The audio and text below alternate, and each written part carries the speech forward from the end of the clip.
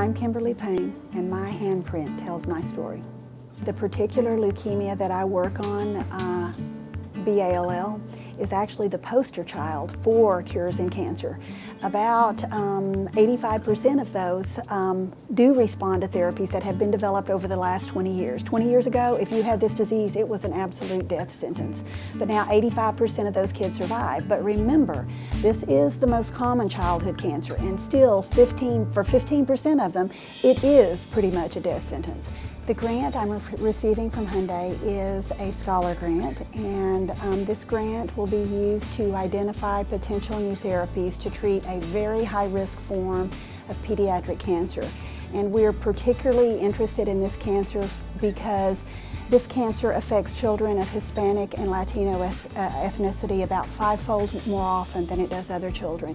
And that makes up a large part of our patient base here at Loma Linda.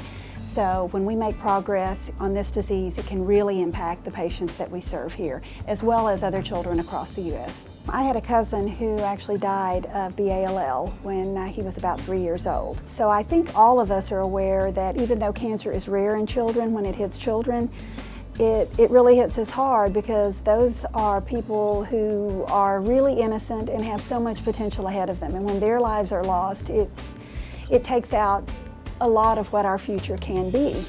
I think most people know and have heard that NIH funding has really been cut in the last several years. I would say it's 1/6 of what it used to be.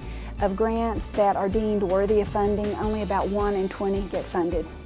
And so it is a very, very, very difficult situation. I cannot overemphasize how important this is. I think this is probably more important than the National Institutes of Health right now, in keeping the research alive and in making the advances that will allow a lot more children to live productive lives, to survive this cancer with the fewest side effects as possible, and go on and be productive citizens with happy lives and happy families.